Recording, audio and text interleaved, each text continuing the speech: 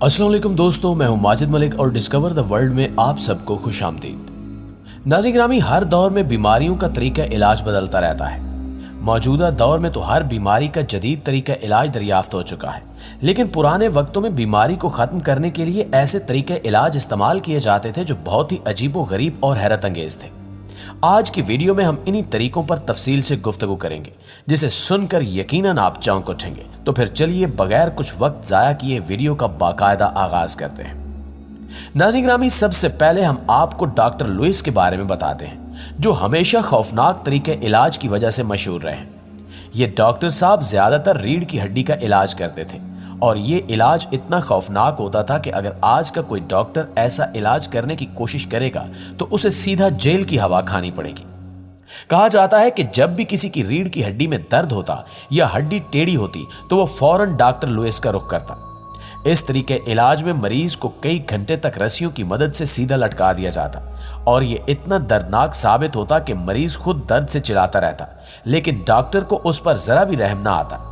यही वजह है कि तारीख बताती है कि इस तरीके इलाज में कई लोग अपनी जान भी गंवा बैठे थे।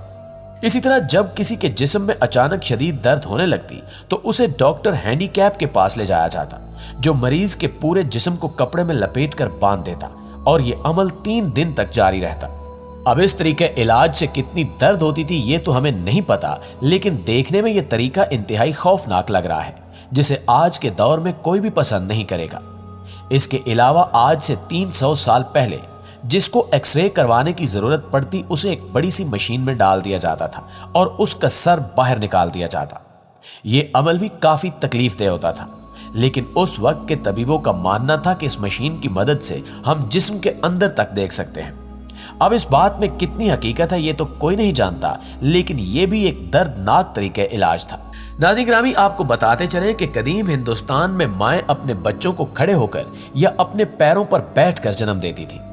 इसके अलावा वो जानती थी कि बच्चा दानी में बच्चे की पोजीशन को कैसे बदलना है, जबकि कुछ अफ्रीकी कबाइल में डॉक्टर अपने कदीम आलात के साथ सिजेरियन सेक्शन अंजाम देने के काबिल थे, लेकिन फिर भी बहुत सी खवातीन और इनके नौजायदा बच्चे डिलीवरी के दौरान मर गए। इसके साथ साथ जोनिपर और मैंड्रिक के अर्क को एनेस्थीसिया के तौर पर इस्तेमाल किया जाता था, जबकि कदीम मेसोपोटामिया में डॉक्टर शराब और अफ्यून का इस्तेमाल करते थे ताकि मरीजों को दर्द महसूस ना हो। सिर्फ यही नहीं, बल्कि कदीम मिस्र में डॉक्टर्स मैंड्रिक फलों का निचोड़ भी तैयार करते थे ताकि किसी भी ऑपरेशन से मरीज को बेहोश किया जा सके, जबकि हिंदुस्तान और चीन में जोनिपर, भंग और एकोनाइट को बेहोशी के लिए इस्तेमाल किया जाता था, लेकिन यह कहना मुश्किल है कि ये कितने मुअस्सर होते थे। दोस्तों, अब अगर दायमी बीमारियों की बात करें तो इनका इलाज जिस्मानी वर्जिश और मुकद्दस पानी से किया जाता था। हिपोक्रेट्स के जमाने में लोगों का ख्याल था कि ये बीमारियां खुदा की मर्जी से होती हैं।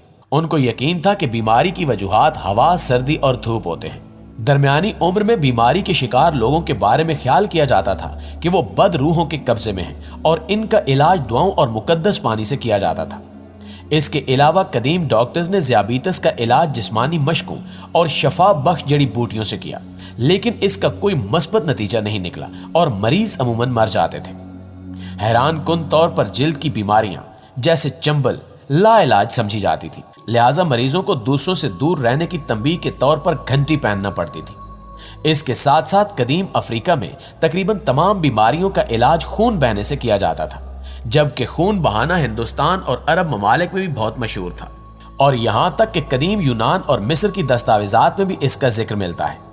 यह ख्याल किया जाता था कि खून में खराब मिज़ा होता है जिसे मरीज को ठीक करने के लिए छोड़ना पड़ता है। करूने वुस्ता के दौर में हजाम खून बहाने का ख्याल करते थे और यह तरीका इलाज 19वीं सदी तक मकबूल था। यहां तक कि जॉर्ज वाशिंगटन ने भी इस तरह से टॉन्सिलाइटिस का इलाज किया था, हालांकि इसके बाद वो मर गया था।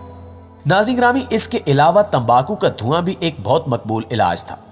हाजमे के मसाइल, गनूदगी और पेट के दर्द का इलाज तंबाकू के धुएं के अनीमा से किया जाता था और यह तरीका शुमाली हिंदुस्तानियों ने अपनाया हुआ था, लेकिन 19वीं सदी में इन्होंने दरियाफ्त किया कि तंबाकू में जहरीली निकोटीन होती है और ये एनीमा फैशन से बाहर हो गए। यहां पर वाज़ेह है कि कदीम जमाने में भी लोग जानते थे कि दांतों की भराई और मसनूई आज़ा कैसे बनते हैं। जैसा कि इटली में दांतों के काम की अलामात के साथ एक इंसानी दांत मिला है जिसकी उम्र तकरीबन 14,000 साल है। दांतों के इलाज के तौर पर मरीज को बकरी की चर्बी को प्याज के जलते हुए मुरक्कब के साथ लगाने की दरखास्त की जाती थी। इस हवाले से प्लिनी द एल्डर का ख्याल था कि दांत के दर्द से छुटकारा हासिल करने का वाहिद तरीका आधी रात को मेंढक पकड़ना, उसके मुंह में थूकना और खास अल्फाज कहना होता है। इसके अलावा अमेरिकी कैंसास यूनिवर्सिटी के माहिर आसार कदीमा डेविड फ्रेयर ने पत्थर के जमाने की 9 अदद खोपड़ियों पर की जाने वाली अपनी तहकीकी रिपोर्ट जारी कर दी है, जिससे पता चलता है कि उस जमाने में भी दांतों का बाकायदा इलाज किया जाता था। डेविड फ्रायर के मुताबिक ये यकीन से कहा जा सकता है कि दांतों के इलाज और खसूसियत से दांतों में सुराख करके उनको भरने के ये पहले नमूने हैं। इनके मुताबिक ये कोई इत्तेफाक नहीं है, बल्कि सारे इलाके में ये इलाज 1500 साल तक मुरव्वज रहा था। इससे पहले दांतों के इलाज के हवाले से इंसानी काविश 3000 साल कबल मसीह के डेनमार्क में मिलने वाले आसार थे, लेकिन मेहरगढ़ से मिलने वाले माजी के निशानात का जमाना 4000 साल कबल अज मसीह से 7000 कबल अज मसीह के दरमियान है। मेहरगढ़ से मिलने वाली खोपड़ियों पर तहकीक से पता चला है कि 9 अदद मरीजों की उम्र अंदाजन 20 से 40 के दरमियान थी और उनमें से 4 खवातीन थी। दांतों के अंदर सुराख गालबन नोकीले औजार से किए गए थे, जिसे तेजी से घुमाया जा सकता था। इन सुराखों का मकसद दाढ़ों में लगे कीड़े या अंदर मौजूद इन्फेक्शन की वजह से पीप को निकालना था। सुराख की मदद से मुरम्मत किए गए दांतों की तादाद 11 है, जबकि 4 ऐसे हैं जिनमें गालबन मुकम्मल शिफायाबी नहीं हुई थी। मुहक्किकीन का ख्याल है कि ये दांत यकीनन किसी बेहतर मवाद से भरे गए थे जो वक्त की गुजरगाह पर जाया हो गए हैं, लेकिन अभी उस मवाद से आगाही मुमकिन नहीं हो सकी। फ्रांस की पोर्ट्रेस यूनिवर्सिटी के माहिर हुजरियात का ख्याल है कि उस जमाने में दांतों के हवाले से इंसानी रवैये बालिग नहीं थे और हर किस्म की खुराक के इस्तेमाल से उनमें बीमारियां आम थी। वैसे भी ये वो जमाना है जब इंसान ने जौ और गंदम को बतौर खुराक खाना शुरू किया था। नाज़रीन गिरामी, सबसे आखिर पर आपको बताते हैं कि हम जैसे लोगों की नजर में मुहज़्ज़ब मुआशरे यूरोप ने भी कदीम दौर में एक ऐसा तरीका इलाज दरियाफ्त कर रखा था जिसे सुनकर रूह तक काम जाती है। ये इलाज के लिए ना तो किसी दवाई का इस्तेमाल करते थे और ना ही कोई जड़ी बूटी इस्तेमाल की जाती थी, बल्कि ये लोग मिस्र की हनूद शुदा मम्मियां अपने मकसद के लिए इस्तेमाल करते थे और हैरान कुन तौर पर इन लाशों से मर्दाना कमजोरी का इलाज भी किया जाता था।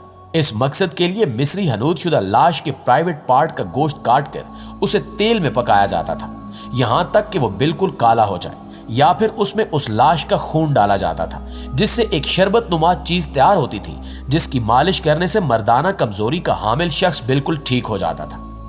कई माहिरीन तिब का दावा था कि इस इलाज का बेहतरीन जरिया सुर्खी माइल शख्स की लाश थी जिसमें सालम ताजा गोश्त हो और इसकी उम्र 24 साल के लगभग हो और इसकी भयानक मौत हुई हो। मर्दाना कमजोरी के अलावा हनूद शुदा लाशों को हैमरेज या जख्मों के इलाज के लिए भी इस्तेमाल किया जाता था, जबकि खून और खोपड़ी को पाउडर की सूरत बनाकर दिमागी बीमारी में मुब्तला मरीजों को दिया जाता था। सन 1685 में इंसानी खोपड़ी से बनाए गए कतरों को बरतानिया के करीबुल मर्ग बादशाह चार्ल्स दोयम के लिए इलाज के लिए भी इस्तेमाल किया गया था, जबकि यह भी कहा जाता है कि जब यूरोप के किसी बड़े बादशाह का इलाज करना होता था तो उसके लिए फिरौन की लाश में से गोश्त निकाला जाता था। नाज़रीन गिरामी, अब इन बातों में कितनी हकीकत है, कितना फसाना, इसका फैसला हम आप पर छोड़ते हैं। वीडियो कैसी लगी कमेंट करके हमें जरूर बताइएगा। इंशाल्लाह आपसे मुलाकात होती है अगली वीडियो में, तब तक अपना ख्याल रखिए। अल्लाह निगहबान।